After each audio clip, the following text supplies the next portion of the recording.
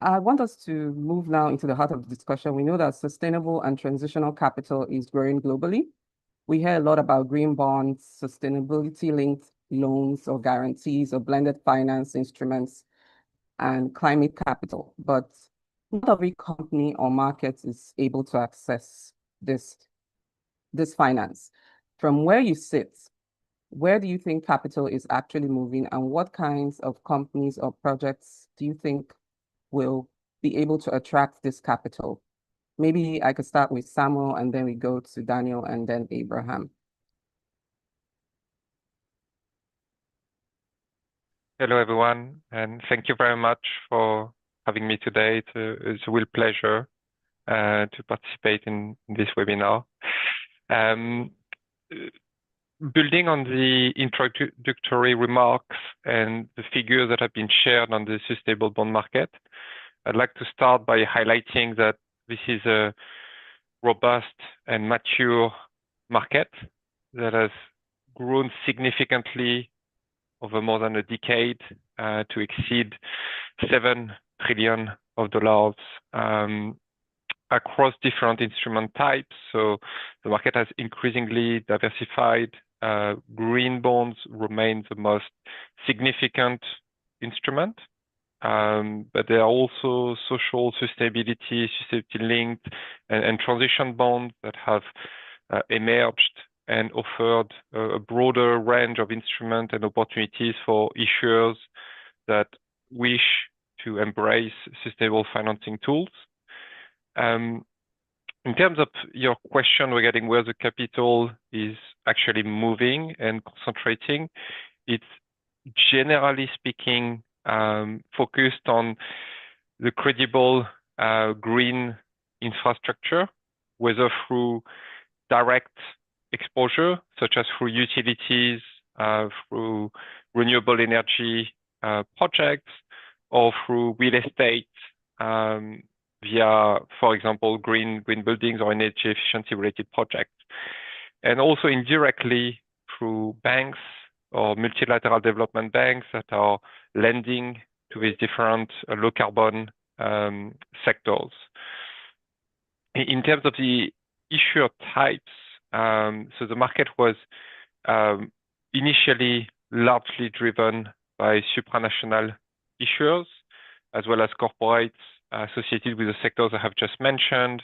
And interestingly, as it developed, we have seen this broadening trend that I've mentioned with instruments also apply to different asset classes and sectors. So including a broader range of corporate sectors, including also sovereign, including more SSAs, and also in the structured product space. As it relates to the regions, geographically, Europe and APAC continue to dominate, supported by robust regulatory frameworks and a structural buy-side demand.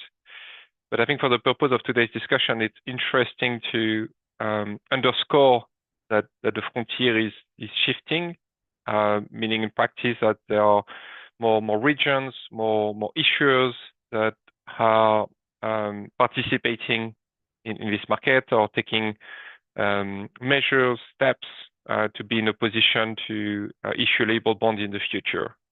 And that's driven by a few trends very quickly. Number one is the financing need for the energy transition, climate resilience, and more broadly to strengthen issuers' operational resilience and their ability to manage material sustainability risk. Number two, the momentum for transition finance is notable. So that means in practice, high emitting sectors and the sort of buy side and investors' appetite to support real economy decarbonization in these different industries that have been underrepresented in the labeled bond market.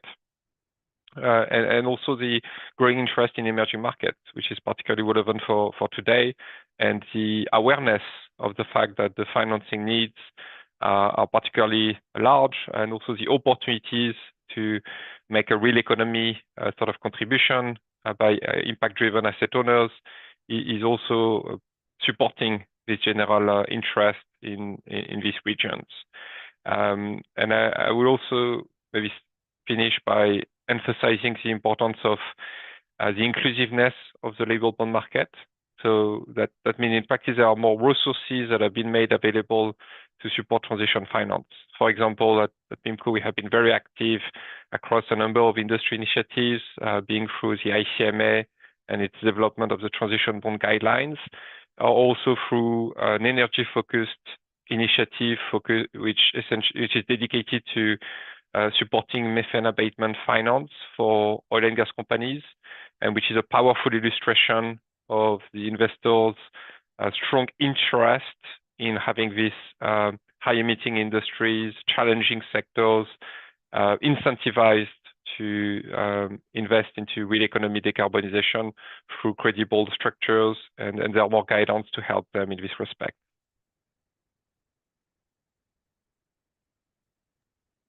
Thank you so much, Samuel, for sharing that and the context and some of the opportunities that we see currently in the emerging markets and some of the things that are also happening even in some of the other regions. I'd love to go now to Daniel to share his perspective also to the question on where you think capital is moving, also with your experience around the guarantees. All right, thank you. And it's a pleasure to be with you today. From a general standpoint, and let me make sure everyone can hear me. I hope everyone can hear me fine. From a general standpoint, Nigerian pension funds being the largest domestic institutional investors, what we're seeing in Nigeria is a steadily increasing risk appetite. So as opposed to just investing in federal government treasuries, federal treasury bonds, they are investing on the back of our guarantees that InfraCredit issues on behalf of corporate issuers. So that's opening up new financing opportunities for clients to issue long tenured bonds, 10, 15, 20 years, really pushing out what's possible for corporate borrowers. Pension funds are also investing in a wave of infrastructure funds in Nigeria as another way of diversifying their capital.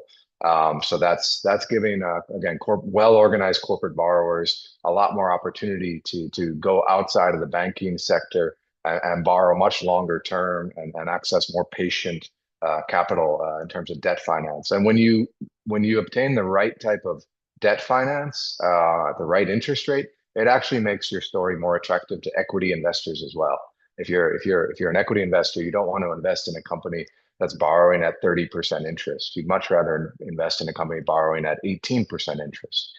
Now, in terms of global capital and sustainable capital, we are seeing international development finance institutions that want to invest in projects that involve energy access, like solar mini grids, green housing, basically EDGE certified housing and the like, climate smart agriculture, basically reducing the post-harvest losses and really enabling food to actually get to market, and water access, anything that's really socially impactful. They want to bring that capital in. Now, we've known this for years. What has changed in the last, I'd say, 4 years is a willingness of these DFIs to actually bring that as a local currency instrument.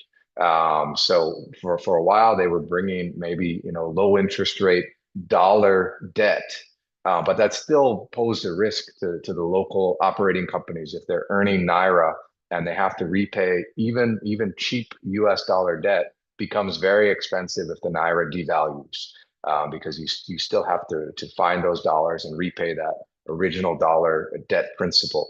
But what we've worked with, we're working with several DFIs that are actually pairing the Naira debt that we guarantee with a local currency debt instrument of similar tenor, again, at favorable interest rates. And so that's been a good change for the market, is a willingness to put local currency matching debt, even though they're bringing foreign money into these projects. So again, these are the trends, and it's very positive.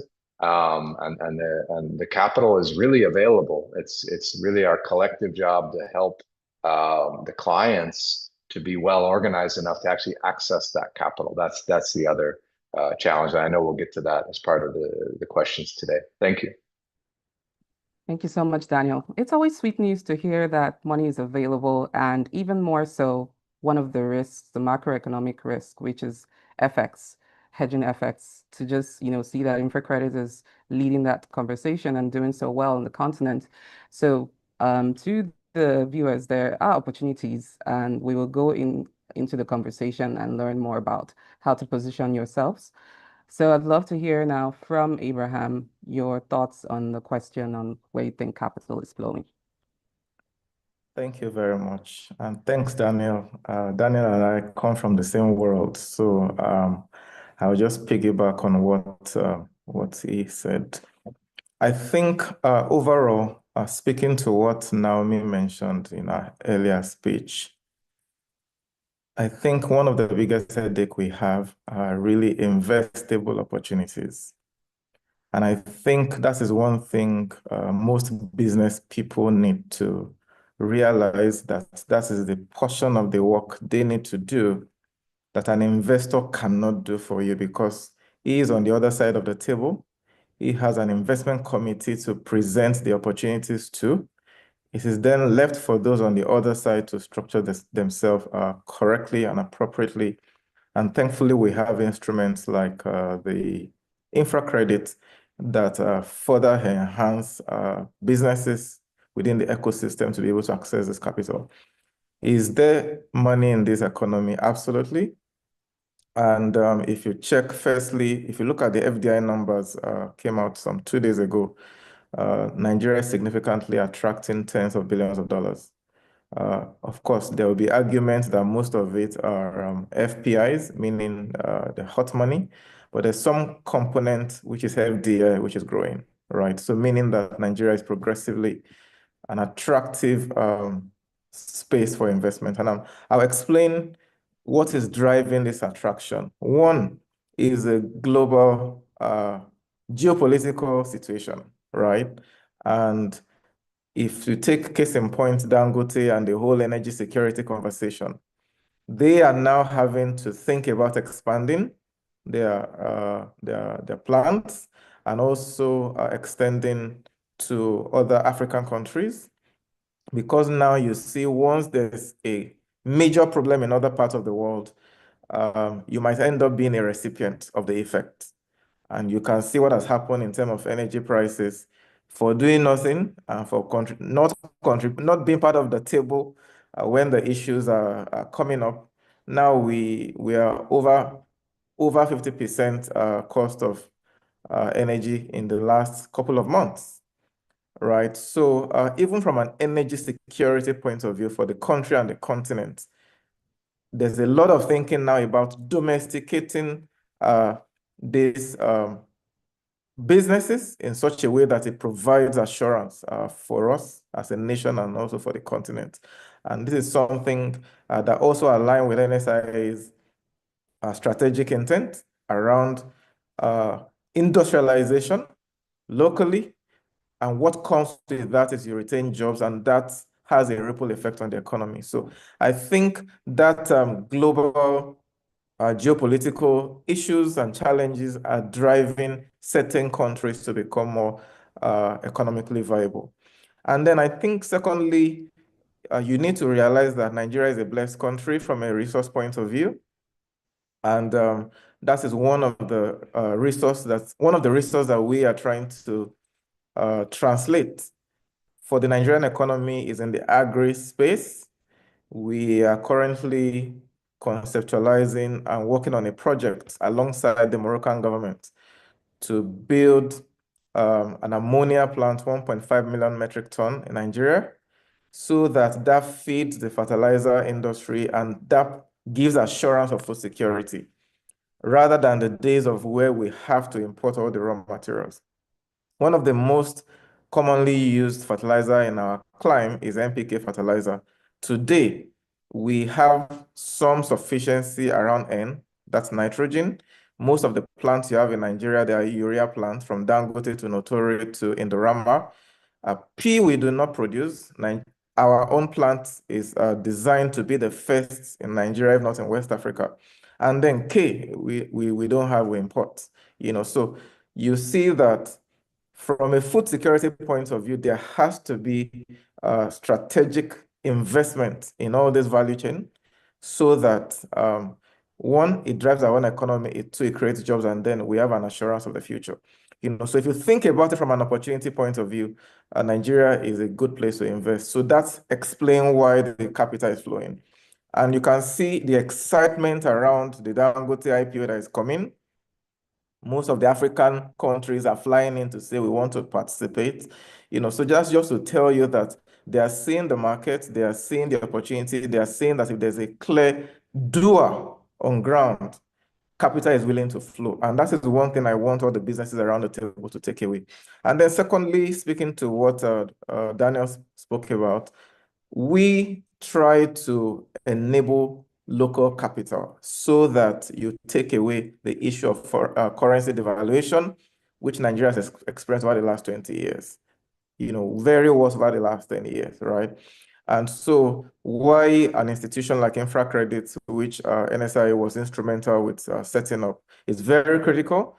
What will make the local pool of capital comfortable to invest? They want assurance, and that is why what InfraCredit provides, so that on the back of the wrap that InfraCredit provides, they are able to secure investment grade rating. Before you can raise money from the pension industry, you need investment grade rating from 2 rating agencies. Most businesses cannot secure that rating, and why institutions like InfraCredit become very important. So I think, again, I want to thank the UN Global Compact Nigeria, because conversations like this are very critical so that businesses around the table understand that, yes, there is this money. However, they have certain criteria before that money comes out, and they can take advantage of instruments available in the market to prepare themselves to access those capital. Thank you, Abraham.